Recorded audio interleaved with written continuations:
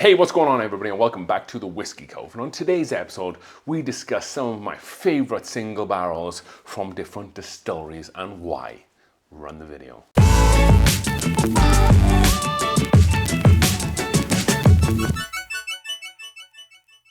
All right then folks, thank you for joining us for another new and exciting episode here on the Whiskey Cove.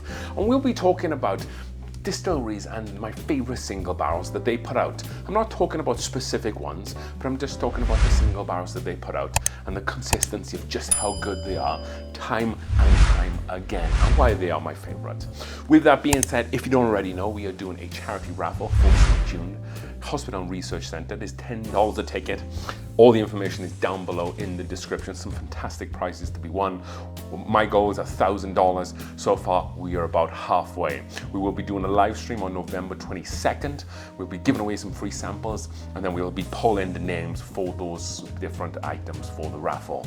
All the money that we'll be raising will be going to St. Jude. I've donated some stuff myself, and I'm also going to be giving up some monetization for the channel. And then lastly, from October 22nd or October 20th to November 20th, for that month, I will be going sober in support of that raffle. So $10 a ticket, all the information is down below.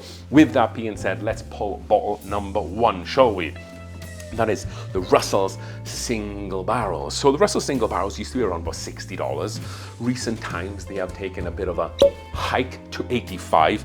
However, the consistency of how good they are hasn't gone down at all. The only thing that I've seen changed in the last 12 months or so, it has been that the age on them has come down a little bit. So when I first started getting into whiskey, obviously that was a long time ago, and they weren't doing these specific picks.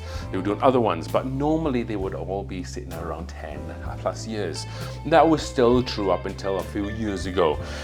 This one, for example, is 8 years old, and you're seeing that so much more now. If you see one of these single barrels at a store, it's 8 years old. So it's lost a few years of age, which I felt that really added something to these single barrels. However, they still have that awesome wild turkey nose that is like a little bit spicy, a little funky, a little cherry forward there. It's a great single barrel, and time again, anytime I've had one of these, I've never had a bad one.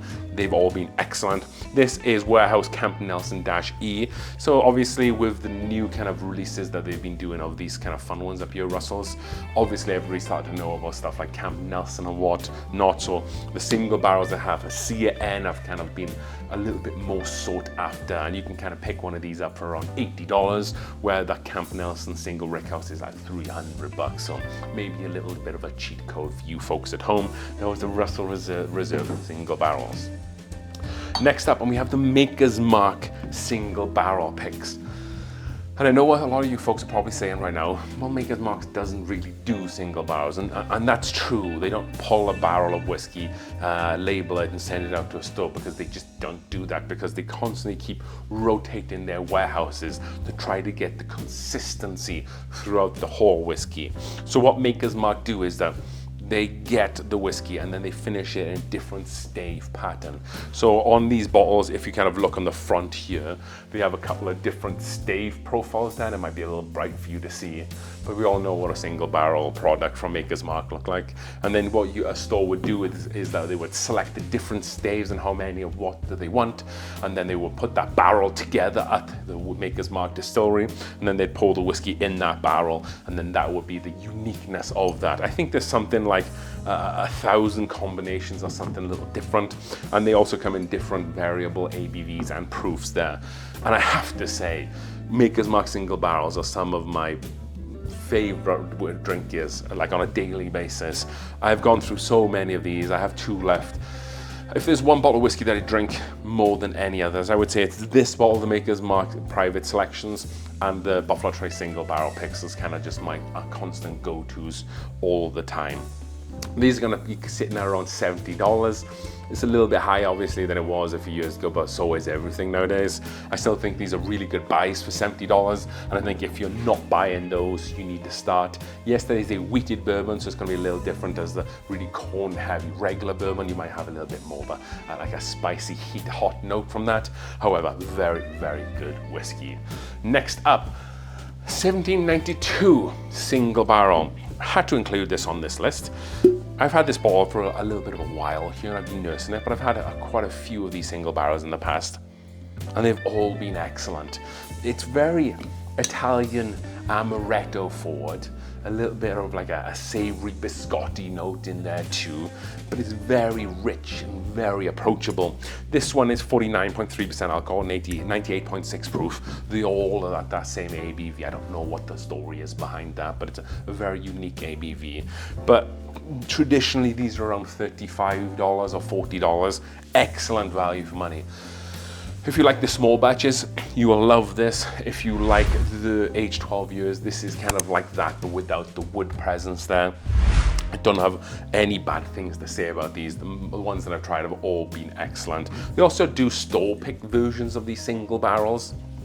I haven't really seen a store-picked single barrel select that's been like lights out different compared to these. I think they're all averaging the same level of consistency, which is all pretty high. So if you see these for around less than $40, do pick them up. I think post $50, you're kind of getting into the 1792 bottled in bond territory, which I would say, I wouldn't say that's necessarily better than these. A little bit more ABV, and maybe a lot of people prefer the bottled in bond ones, just maybe throughout tradition. However, I like these just as much as the bottled in bonds, but I like to keep that at a price below $40. So that was 1792 single barrel. Moving on, and we may as well do these both together. That is the Jack Daniel's Tennessee Whiskey Barrel Proof, and then the Jack Daniel's Rye Whiskey Barrel Proof. Both absolute hitters. The consistency that Jack Daniel's continue to put out. I like a lot of these older distilleries. That's one of the things that really separates them from craft distilleries, is that the consistency in their products. Every time you go to a different store, you get the same bottle and it tastes very similar to the last one you got. And that's what you get with these. These have variable ABVs. The barrel proof whiskey has 64.9% or 129.8 proof. And then the rye has 64.5% ABV or 129 proof.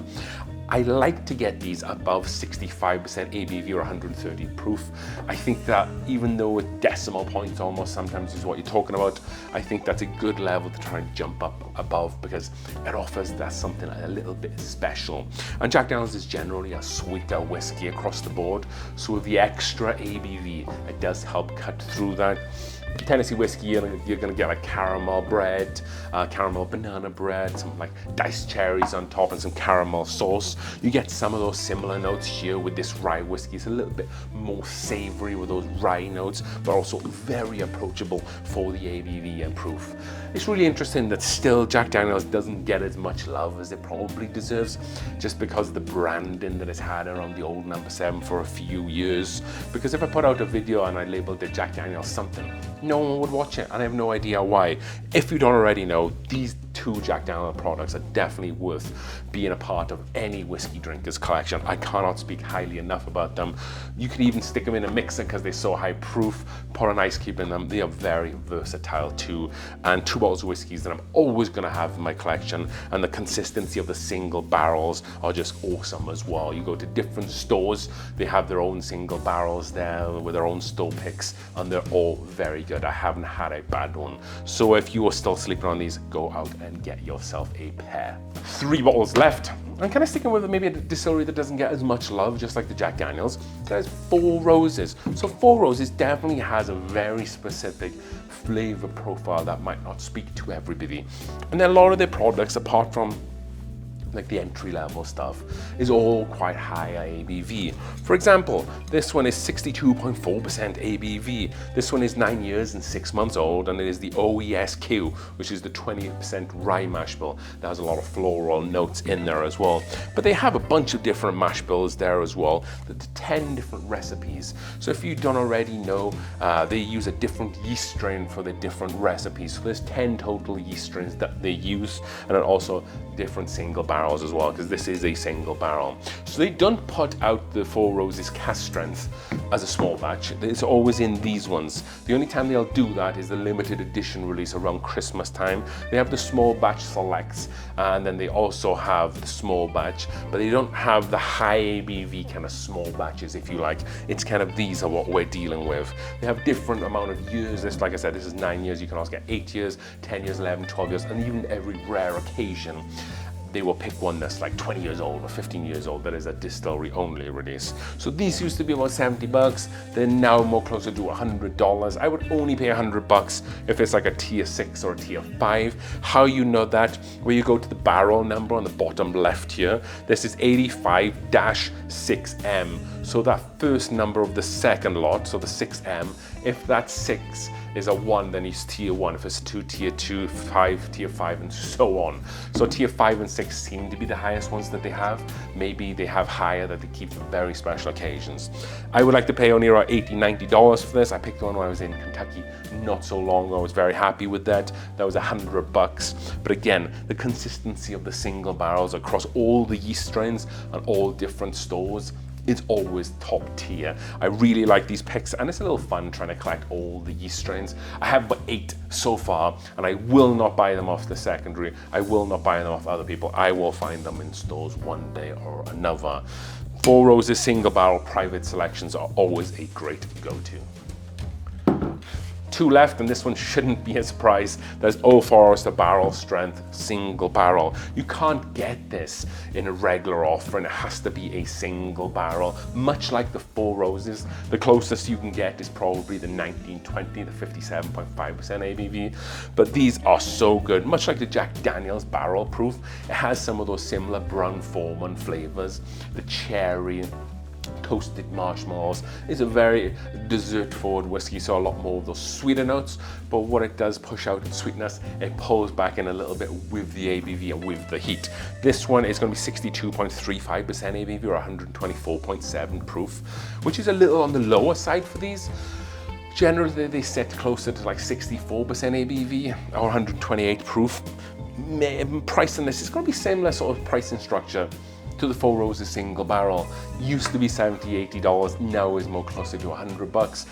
These used to fly off shelves, and they kind of still do in some places, but not as fast as they used to, just because stores are getting a barrel at a time of this stuff. So you need to kind of think how fast they're able to sell that. And if people are already sitting on a bunch of this stuff now, then they're not going out and spending $100 every time they see it.